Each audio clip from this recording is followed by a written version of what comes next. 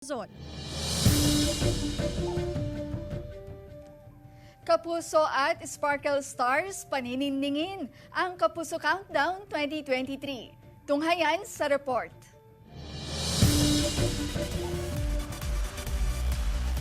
Extra special ang countdown ng Kapuso Network this year, ang Kapuso Countdown 2023, Gayo Day John, this Saturday night.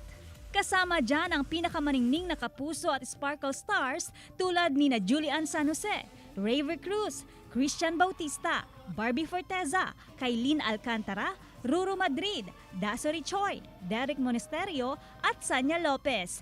At ang cast ng Love is Caught in His Arms. Hindi rin mawawala syempre si Asia's multimedia star Alden Richards na always present sa GMA Kapuso Countdown for 12 years. Wala akong palya sa New Year Countdown ng GMA since I started here. And yun nga, nakakatawa na since talagang balik na tayo sa normal, yung mga on-ground events natin, it's another opportunity for us to celebrate life as well. Kasi 2023 na. May special watch party pa ng Gayo Daejeon Music Festival sa Korea, kung saan magpe-perform ang big Korean pop groups tulad ng NCT 127, NCT Dream, ITZY, Enhypen at marami pang iba. Ito lang yung showcase of talents and kung gaano na anong nangyaring evolution over time sa Pinoy entertainment.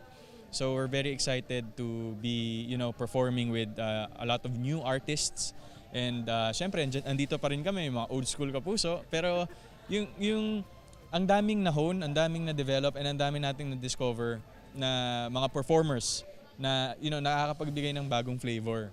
Very remarkable ang taong 2022 ni Alden.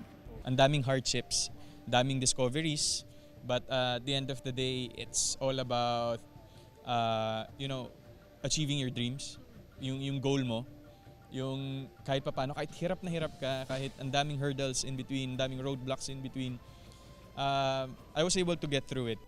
Bukod sa Philippine adaptation ng hit Korean series na Startup, isa rin sa highlights ng kanyang taon ay ang pagtayo ng sariling kumpanya, ang Myriad. Everything entertainment.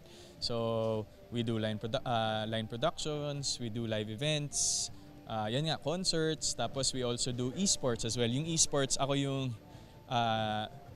department ko yan. Kamakailan, naging very successful ang Eraserheads concert kung saan isa ang Myriad sa mga producer. Bukod dito, may mga kinakasaring TV and movie projects for Alden for next year. At sa Alden, iba raw ang mantra every year. There are no New Year's resolution, di ba? Kasi ang resolution mo is always every day. Never look back into the past because you're not on your way there. Focus ka lang sa kung ano nangyayari sa iyo ngayon. It's always about the next step. Of course, there's a goal.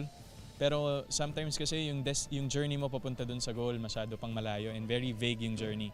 Pero if you're able to see your next step, then yun muna yung sundan mo and then eventually you'll end up with your goal. Joan Punsoy, One North Central Luzon.